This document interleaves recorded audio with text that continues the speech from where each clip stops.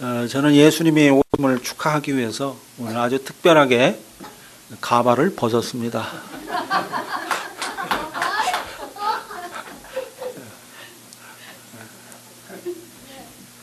이거밖에 제가 뭐 할.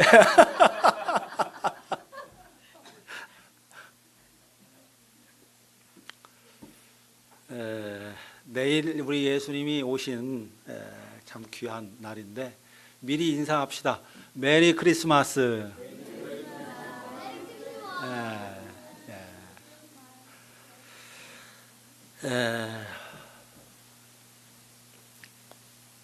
오늘 누가는 예수님의 이야기를 목자들에게 전하면서 10절에 보면은 이렇게 이야기합니다. 천사가 이르되 무서워하지 말라. 보라, 내가 온 백성에게 미칠 큰 기쁨의 좋은 소식을 너희에게 전하노라 그랬습니다. 기쁨의 좋은 소식. 근데 큰 기쁨의 좋은 소식이라 그랬습니다. 그것도 그냥 보통이 아니에요. 온 백성에게 미칠 큰 기쁨의 좋은 소식. 참 이 굿뉴스라는 거를 표현하기 위해서 굉장히 여러 그 수식을 했습니다. 대단한 소식이라는 거죠. 굿뉴스 중에도 굿뉴스라는 겁니다. 큰 기쁨의 좋은 소식, great joy, great joy, 기쁨의 좋은 소식이라는 거예요. 아니 왜 이렇게 한 아기의 탄생을 가리켜서, 그것도 뭐 별 볼 일 없는 탄생이지 않습니까? 뭐 로마의 궁전에서 태어나는 것도 아니고 그 유대의 그 한 변방 나사렛이라고 하는 그야말로 아주 그 유대의 한 사이드에 불과한 아주 작은 마을에 이름 없는 한 처녀의 몸에서, 그것도 집도 없이 말구유에 태어나는 그런 아주 그 흙수저 중에서도 흙수저라고 말할 수 있는 그런 모습으로 태어나는 한 아기의 탄생을 가리켜서 이렇게 대단한 뉴스라고 말하고 있다 하는 겁니다. 온 백성에게 미칠 큰 기쁨의 좋은 소식이라. 도대체 뭐 때문에 이 아기의 탄생을 가리켜서 이렇게 엄청난 묘사를 하는 걸까요?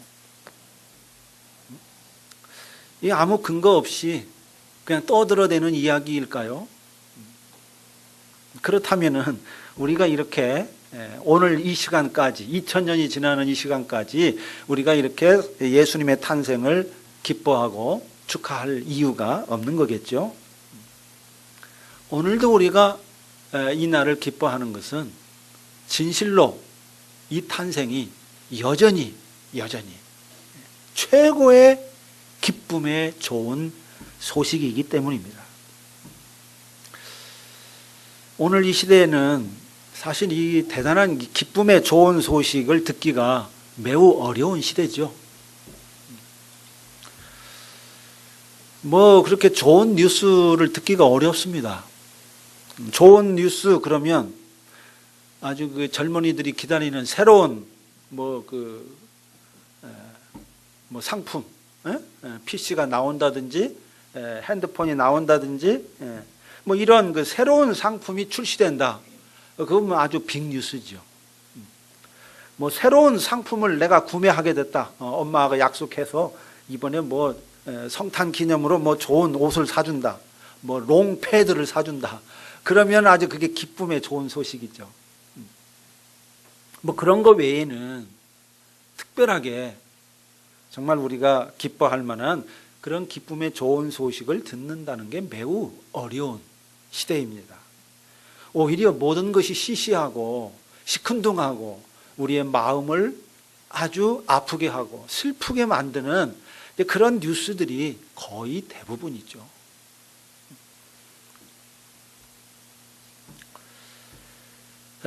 그러나 이런 시대에 우리에게는 여전히 예수 그리스도의 탄생이 아주 큰 기쁨의 좋은 소식이라고 말합니다. 그래서 오늘은 왜 이게 이렇게 좋은 소식이라고 하는 걸까? 그 이유를 좀 따져보려고 합니다. 첫째로 예수님의 탄생은 그냥 한 사람의 탄생이 아니라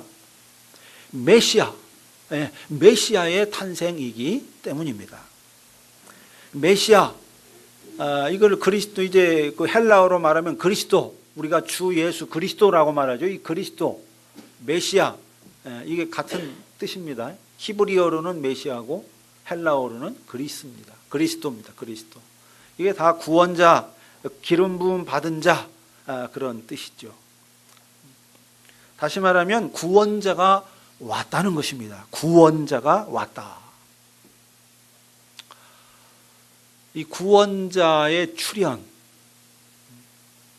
이게 우리에게는 그렇게 크게 실감이 잘 나지 않을지도 모릅니다. 그런데 최근에 여러분 잘 알다시피 제천의 스포츠 센터에서 불이 났습니다. 그래서 29명이 죽었죠. 29명. 참 별것 아닌 화재로 지금 벽을 타고 아주 삽시간에 올라가서 많은 사람들이 가스에 질식이 돼서 예상보다 많은 사람들이 숨지는 아주 그런 끔찍한 화재가 됐는데, 그때 그 8층인가 9층 난간에 사람 셋이 서 있는 것을 보고 어떤 이제 중년의 할아버지인 것 같아요. 아버지가 아들에게 전화를 해서 야, 너 지금 어디 있냐? 일 끝나고 갑니다.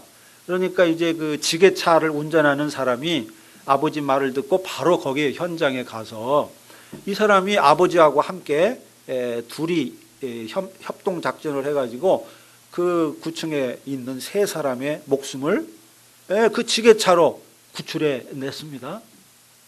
여러분, 이 세 사람은 그야말로 절체절명의 죽음의 위기 가운데 있었습니다. 이 세 사람에게는 이 지게차가 온 것이 그야말로 뭐예요? 구원자가 등장한 거죠. 구원자가 다가온 겁니다.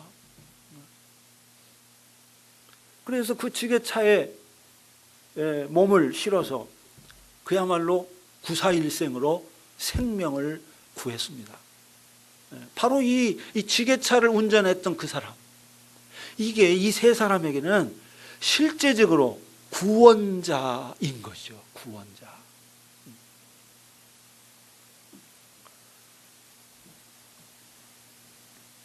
우리나라가 6.25 전쟁이 벌어져서 그야말로 그냥 삽시간에 나라를 다 빼앗기는, 그래서 낙동강 이남으로까지 이제 몰리는 그런 상황에서 메가더 장군이 이제 인천 상륙작전을 해가지고 다시금 북한군을 물리치는, 그래서 서울을 수복하는 이 사건, 이것도 어떻습니까? 어떻게 보면 우리나라 입장에서 보면은 그야말로 우리나라가 완전히 전쟁에서 패배할 수 있는 그런 절체절명의 위기 상황 속에서 이 나라를 구하는 엄청난 구원의 손길이 되었던 것이죠.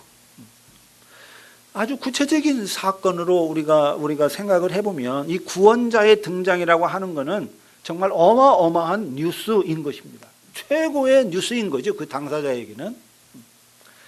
근데 이 메시아의 탄생은 온 백성에게 미칠 큰 기쁨의 좋은 소식이라고 말하고 있습니다. 다시 말하면 온 백성을 죽음의 위기 가운데서 구출해내는 그런 구원자로 이 땅에 온 것이라는 것입니다. 이 메시아의 탄생, 오늘 누가복음 2장 11절에서 이렇게 말합니다. 오늘 다윗의 동네에 너희를 위하여 구주가 나셨다. 곧 메시아, 주이시다. 구주가 나셨다. 구세주가 나셨다는 겁니다. 구세주, 메시아가 탄생했다는 거예요. 우리를 죽음에서 구출해 낸다는 것이죠. 여러분, 우리는 사실상 죽음이라고 하는 절대 진실 앞에 서서 죽음을 향해서 달려가고 있는 그런 인생을 살고 있습니다. 눈앞에 죽음이 누구와 누구에게나 있지 않습니까? 죽음을 직면하지 않고 사는 사람은 없습니다. 모든 사람은 죽음의 노예로 살고 있습니다. 죽음의 권세에 지배를 당하면서 살고 있습니다. 죽음으로부터 자유한 사람 한 사람도 없습니다. 예수님이 메시아로 왔다 이 말은 바로 이 죽음, 모든 인간 앞에, 모든 생명 앞에 도사리고 있는 이 엄청난 죽음이라고 하는 이 현실, 누구도 피할 수 없는 이 현실, 이 죽음의 현실에서 우리를 구출해 내는, 그것도 뭐 잠깐 살게 하는 정도가 아니죠. 제천에서 세 사람 구출한 거는 뭐 몇십 년, 잘하면 몇십 년 더 살게 하는 정도에 불과한데, 예수님은 몇십 년 정도가 아니라 차원이 다른 새로운 생명을 살게 한다는, 완전히 죽음을 정복하는 부활의 생명을 살게 하는 그런 분으로 오신다는 겁니다. 그러니 여러분, 이게 기쁨의 좋은 소식이 아닐 수 없는 거죠. 사람들은 그걸 별로 실감을 못하죠. 제천에서 3명 구출한 거는 굉장히 실감이 납니다. 구체적으로 실감이 나. 그런데 예수님이 온 백성을 죽음에서 구출한다, 007 작전을 펴서 예수님이 이 땅에 오신 것은 하나님의 온 인류를 구원하기 위한 하나님의 007 비상작전이다, 여기에 대해서는 별로 실감이 안 나요. 왜 그렇습니까? 죽음이라는 현실에 대해서 그렇게 실체적으로 느끼지 않기 때문에 그렇습니다. 죽음이라는 현실이 눈앞에 딱 보이면, 그 제천의 그 화재 현장에서 죽음이라는 현실이 눈앞에 있을 때, 그때 9명의 사다리가 구원자로 아주 실감 있게 다가오는데, 우리는 죽음이라는 게 너무나 먼 현실이에요. 모두가 죽지만 내 눈앞에 직접 나에게 눈앞의 현실이 아니기 때문에, 몇십 년 후의 일이라고 생각하기 때문에, 또는 모든 사람은 다 죽는 것이니까 막연히 그 죽음이라는 현실을 그냥 추상적으로만 인정하기 때문에 이게 그렇게 실감 있게, 현실감 있게 다가오지 않습니다. 그러나 죽음이라는 이 사실을 보다 더 구체적 현실로 내가 끌어당겨 보면, 그래서 내가 지금 죽는다면, 실제로 내가 죽는다면, 이 현실을 우리가 딱 직면하고 생각을 해보면, 예수님이 죽음의 지배에서 우리를 구출하는 메시아로 왔다는 이 사실이 새롭게 들릴 수 있습니다. 자, 두 번째로 예수님의 탄생이 왜 굿뉴스냐? 누가복음 1장, 자, 1장으로 한번 가보겠습니다. 누가복음 1장 31절부터 33절까지 봅니다. 자, 천사가 마리아에게 예수님의 잉태 소식을 전하는 것입니다. 이야기입니다. 보라, 내가 잉태하여 아들을 낳으리니 그 이름을 예수라 하라. 그가 큰 자가 되고 지극히 높으신 이의 아들이라 일컬어질 것이요, 주 하나님께서 그 조상 다윗의 왕위를 그에게 주시리니 영원히 야곱의 집을 왕으로 다스리실 것이며 그 나라가 무궁하리라. 왕의 탄생이라는 겁니다. 왕의 탄생. 예수님의 탄생은 왕의 탄생이라는 거예요. 지금 너에게 잉태되는 이 생명은 왕의 생명이라는 겁니다. 왕이 될 사람이 너의 태중에 잉태되는 거다. 그러면 그가 다스리는 나라는 도대체 어느 나라입니까? 어느 나라의 왕이라는 말입니까? 다윗의 왕위, 야곱의 집을 다스리는, 영원한 야곱의 집을 왕으로 다스린다. 그 나라 하나님의 나라지요. 영원 무궁한 나라입니다. 그 나라의 왕으로 탄생하는 사건이라는 겁니다. 이 나라, 예수님이 왕으로 다스리는 그 나라,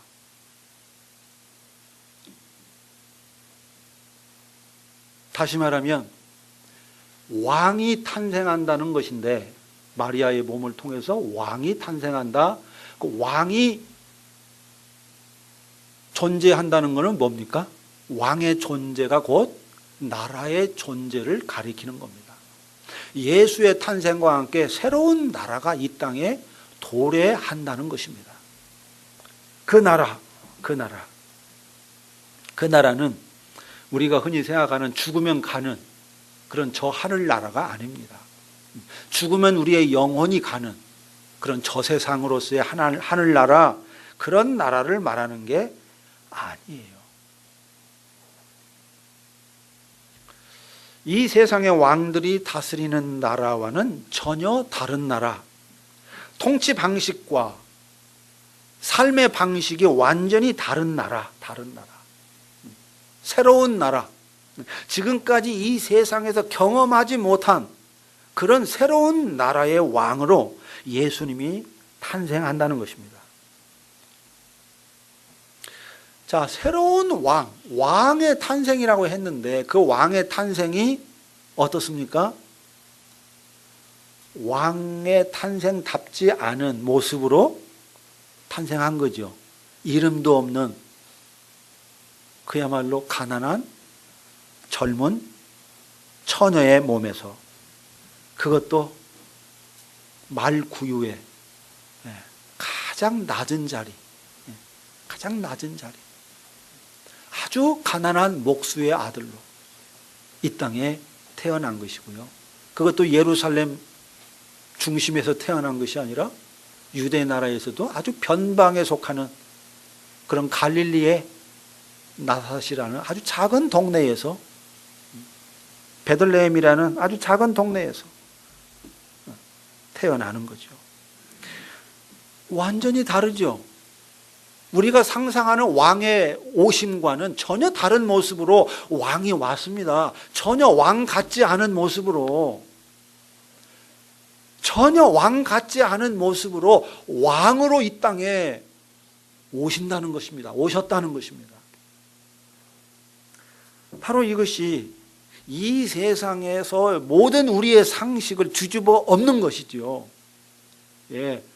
바로 예수님과 함께 온 그 나라, 이거는 우리들이 생각하는 나라, 우리들이 생각하는 왕, 우리들이 생각하는 나라의 모습, 통치의 모습, 이런 것과는 전혀 다른 방식의 통치자의 모습을 갖고 있다는 거예요. 그걸 보여주는 것입니다. 상징적으로. 어둠과 악이 물러나는, 완전히 새롭게 변혁되는 그런 나라의 왕으로 예수님이 마리아의 몸에 잉태되었다는 것입니다.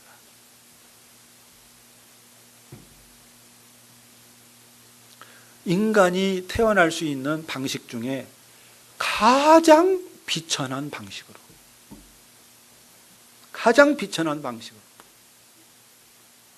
이보다 더 비천한 방식으로 올 수는 없어요.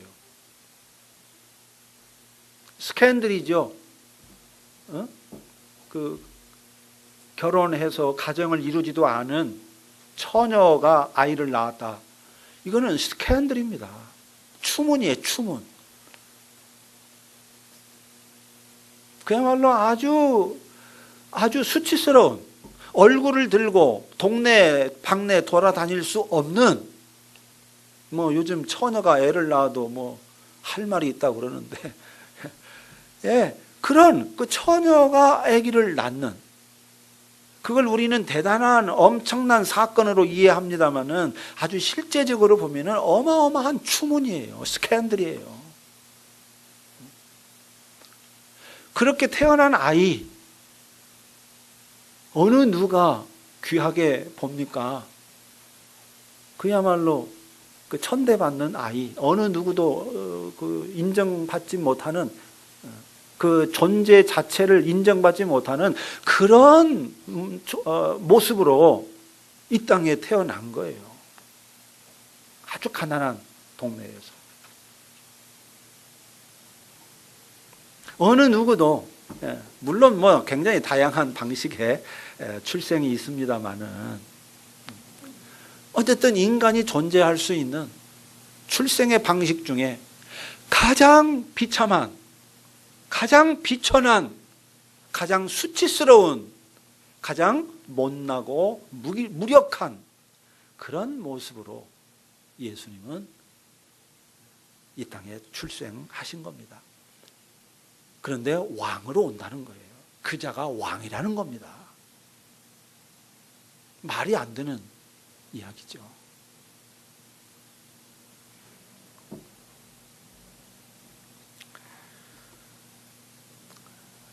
그것이 그 나라가 어떤 나라인지를 말해주는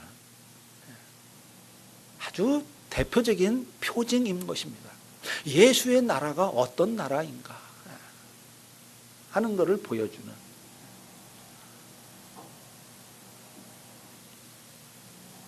그래서 세 번째, 왜 예수님의 탄생이 기쁨의 큰 좋은 소식이냐? 요한복음은 이렇게 말합니다. 말씀이 육신이 되어 우리 가운데 거하셨다.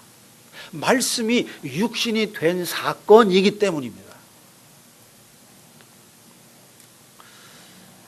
말씀.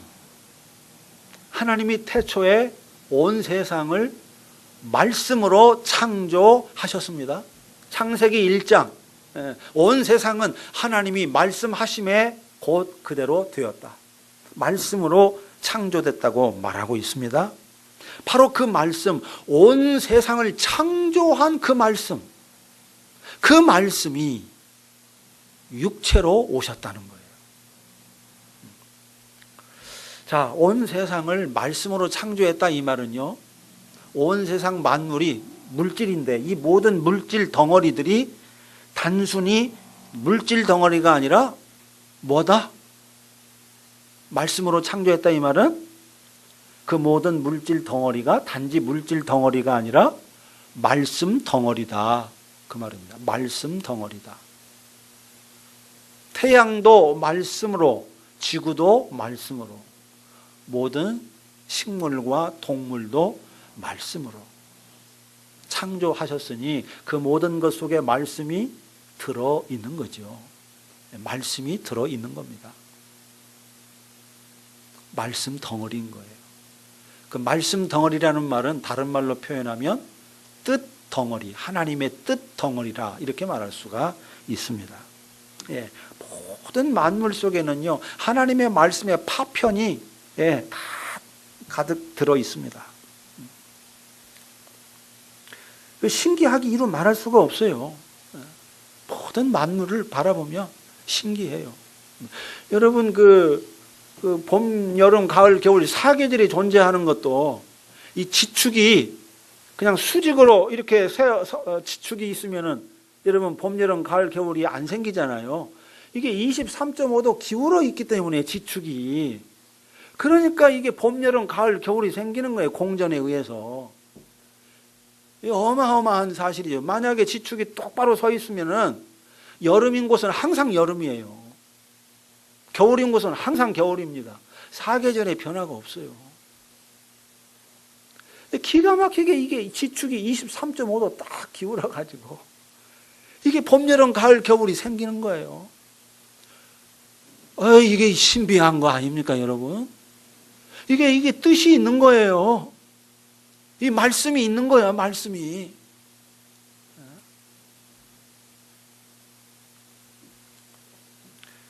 근데 이번에는요, 아주 말씀 그 자체가 파편으로서가 아니라, 말씀의 파편이 아니라 말씀 덩어리, 말씀 전체, 온전한 말씀 그 자체가 육체로 우리 가운데 오신 겁니다. 이 예수님의 탄생이에요. 예수님의 탄생. 예수님 속에 뭐가 있다? 말씀 전체가 있는 거예요. 말씀 전체가. 온 세상을 창조한 그 말씀 전체가 어쩌면 온 세상을 창조한 것보다 더 큰 말씀이라고 볼 수가 있습니다. 그 말씀이 예수님이라는 하나의 육체 속에 완전히 성육신이 돼서 이 땅에 출현한 거죠. 그래서 여러분, 완전한 말씀을 보려면 누구를 봐야 되겠습니까? 예수를 봐야 되는 거예요. 완전한 말씀을 보려면 예수를 봐야 돼요. 예수를 봐야만 완전한 말씀 전체가 이해가 됩니다. 눈에 들어와요. 그러기 전까지는 다 부분적이에요. 다 부분적이에요. 과학도 부분적인 것이고, 철학도 부분적인 것이고, 예술도 부분적인 것이고, 문학도 부분적인 것이고, 종교도 부분적인 것이에요. 자, 공자, 석가, 노자, 소크라테스, 위대한 인류의 성현들입니다. 정말 우리가 배울 것이 많아요. 그분들에게. 그분들 열심히 공부해야 됩니다. 그러나 그분들은 일리가 있어요. 아주 훌륭한 지혜를 터득한 사람들입니다. 그러나 그분들은 부분을 말한 것에 불과해요. 그분들 자체가 말씀 그 전체는 아니야.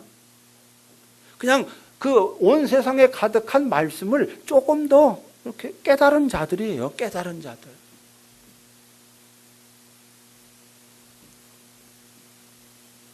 누구를 봐야?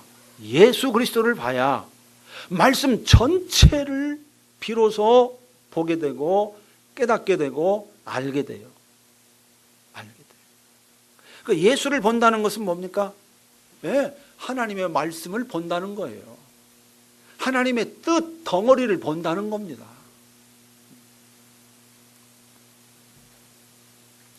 삶이라고 하는 것은요, 바로 이 뜻을 이해하고 이 뜻을 따라 살아가는 것, 이게 삶이죠.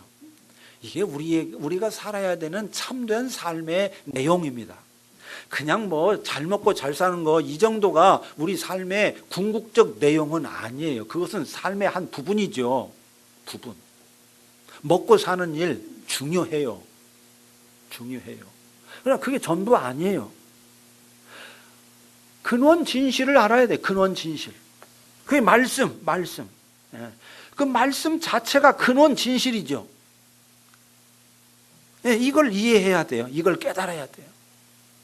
예수 그리스도가 바로 그 말씀이니까 예수 그리스도를 봐야 되는 겁니다. 예수 그리스도를 믿어야 된다 하는 것입니다. 이 뜻을 깨닫기 전까지는 여러분, 살지만 사는 것이 아닙니다. 살지만 사는 게 아니에요. 껍데기만 사는 거죠. 껍데기만 사는 거예요. 피상적인. 뭐 인간이 이제 상당히 이성도 있고 또 영혼도 있고 하기 때문에 그거 전체가 함께 살기는 합니다만은, 그러나 근원적인 삶에 이르지는 못하는 거죠. 사는 것이 아닙니다. 그냥 싸우는 거예요. 경쟁하는 겁니다. 누가 이기냐. 이게 치고받고 생존 경쟁 이거 하는 거예요. 정말 예수 그리스도를 통해서 하나님의 그 말씀 전체를 알게 되면, 생존 경쟁이 삶이 아니구나. 그 왜곡된 삶의 현실이구나. 하나님이 우리에게 허락한 삶은 생존 경쟁으로서의 삶이 아니로구나. 그래서 그걸 뛰어넘게 돼요. 생존 경쟁에 발부둥 치지 않게 돼요. 그런데 생존 경쟁을 위해서 사는 사람들보다 훨씬 더 창조적이고 훨씬 더 열정적으로 살게 돼요. 왜? 진짜 뜻을 아니까. 그 뜻을 향해서 끊임없이 달려나가는 거죠. 여러분, 제가 물론 뭐 겉사람은 늙어가지만은 제 속은 늙어가질 않아요. 제가 예수를 안 만났으면 아마 상당히 그 꼰대라고 그러지 않습니까? 흔히 꼰대가 됐을 겁니다. 그런데 적어도 제가 저 스스로를 바라보건대 내가 60이 넘었지만 아직 꼰대는 아닌 것 같아요. 굉장히 열정적으로 아직도 추구하고 있어. 배우고 있어. 그 말씀 그 자체를 향해서 달려가고 있어요. 꼰대는 아닌 거야.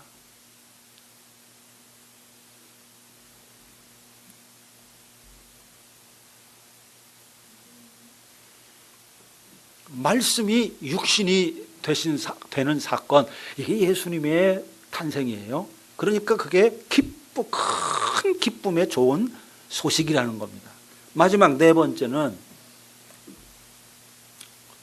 이것도 정말 빼놓을 수 없는 아주 굿뉴스의 내용에 속합니다. 예수님의 탄생은 구주의 오심일 뿐만 아니라 구세주의 오심일 뿐만 아니라 사랑이 온 겁니다. 사랑이 온 거예요. 하나님이 세상을 이처럼 사랑하사 독생자를 주셨다. 예수님의 탄생은 사랑의 역사예요. 사랑이 온 겁니다. 내가 너희를 사랑해서 왔고, 내가 너희를 사랑해서 어떻게 했습니까? 마지막 십자가에 우리 대신 죄값을 짊어지고 죽으신 거예요. 내가 사랑으로 왔으니 내가 사랑으로 왔다는 것을 이렇게 너희들에게 보여준다. 그리고 십자가에 죽으셨어요. 여러분, 이보다 더 위대한 사랑, 더 완전한 사랑이 어디 있습니까? 나를 주는 거. 나를 주는 거. 여러분, 여러분을 위해서, 우리 이진숙 집사님을 위해서 누가 대신 죽었어. 어때요? 내가 널 사랑해서 내가 너를 위해서 죽는다. 그러면 어때? 가슴이 미어질 것 같지 않습니까? 네? 나를 위해서 하늘에서 별을 따다 주는 정도가 아니야. 하늘에서 별을 따다 준다고 해도 막 가슴이 벌렁벌렁 하는데, 나를 위해서 죽었어. 이게 여러분 그냥 추상적으로 예수님이 죽었다더라 이렇게 생각하니까 그렇지, 나를 위해서 그 양반이 죽으셨어. 이걸 좀 더 구체적으로 정말 실존적으로 여러분 생각을 하면 어마어마한 이야기죠. 구체적으로 나라는 사람을 위해서 죽으셨다니까. 그러니까 우리는 이미 어때요? 어마어마한 사랑을 받은 겁니다. 모든 사람이 어때요? 사랑에 굶주려 있잖아요. 사랑 한번 정말 뜨겁게 한번 사랑하고 죽었으면 내 원이 없겠다. 내가 한번 정말 후회 없이 한번 뜨겁게 내 몸 전체를, 내 삶 전체를 불사르는 사랑을 한번 하고 갔으면 좋겠다. 이런 그 희망이 다 있죠. 우리 가슴 속에. 근데 그 사랑을 이미 예수님이 우리에게 행하셨어요. 그 사랑을 나에게 행하셨어. 제가 하나님을 탁 만나고 처음으로 제가 태어나서, 왜냐, 우리 부모님들은 사랑을 표현한 적이 없어요. 우리 세대는 다 그래. 뭐 물론 그렇지 않은 사람들도 있지만은 우리 어머니 아버지가, 병선아, 내가 너를 사랑한다.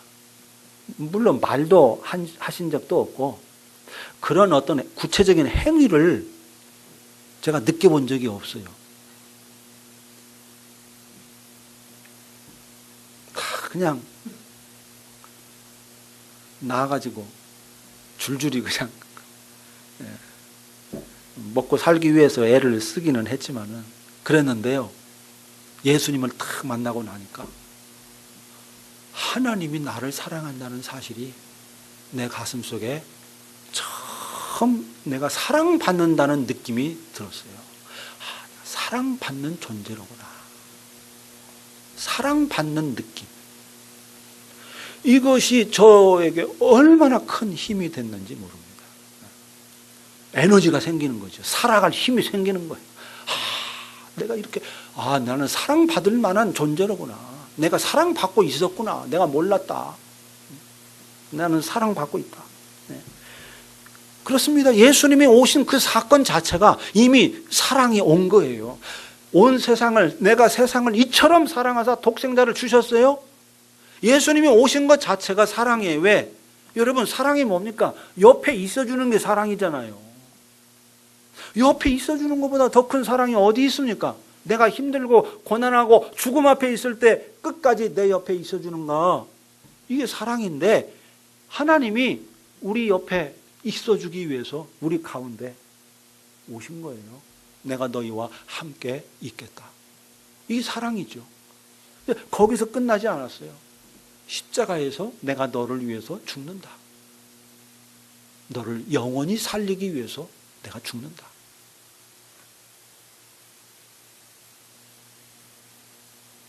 영원히 살아라. 위대한 생명을 살아라.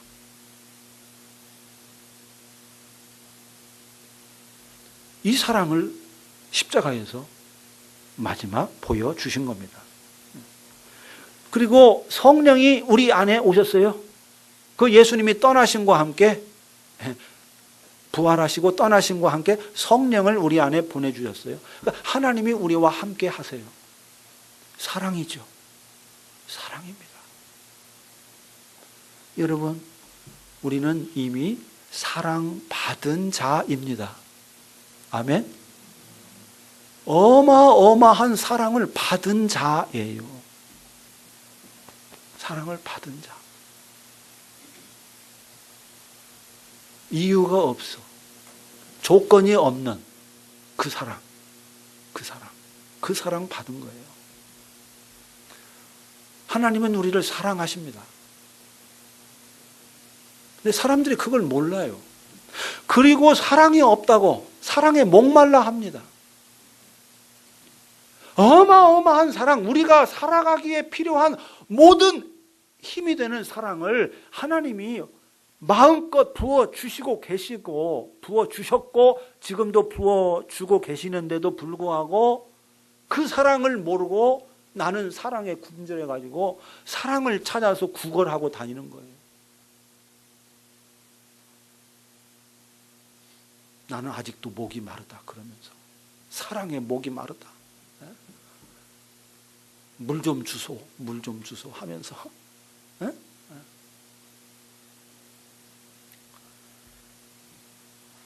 이게 마치 이런 거 비유하고 비슷해요. 거대한 어마어마하게 큰 창고에 쌀이 가득 들어있는 거예요. 거기에 쥐가 들어갔어요.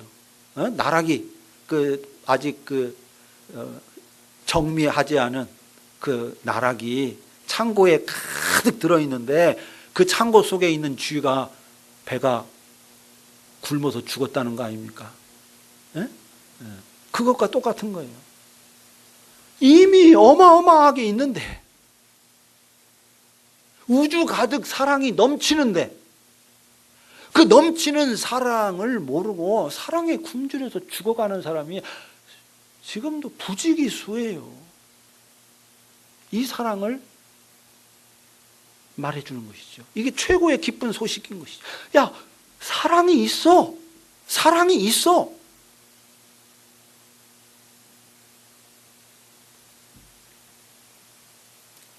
예수님의 오심은 사랑이 온 거예요. 구주가 온 것이고 왕이 온 것이고 새로운 나라, 모든 사람들이 열망하는 완전한 유토피아, 하나님의 나라, 온전한 나라, 이 세상의 어떤 나라의 모든 문제를 완전하게 극복한 그 나라의 왕으로 오신 것이고, 세 번째는 온 세상을 창조한 말씀이 온 것이고, 네 번째는 사랑이 온 거다. 그러니 예수님의 탄생이 온 백성에게 미칠 큰 기쁨의 좋은 소식이라는 말이 과장이 아니죠. 부황부황한 거짓말이 아니죠. 진실한 말입니다. 참된 말입니다. 온 백성에게 미칠 큰 기쁨의 좋은 소식이 이 땅에 도래했습니다. 예수님의 탄생이. 그래서 오늘도 우리는 예수님의 탄생을 기억하고 기념하고 기뻐하고 감사하고 그러는 것입니다. 오늘뿐만이 아니라 여러분 날마다 최고의 선물이신 예수 그리스도, 그분을 여러분 선물로 받고 그 선물과 함께 하루하루의 삶을 살아가시기를 바랍니다. 기도합시다. 하나님 우리 아버지, 은혜를 감사하고 감사합니다. 온 백성에게 미칠 큰 기쁨의 좋은 소식이라고 예수님의 탄생을 알렸던 그 천사의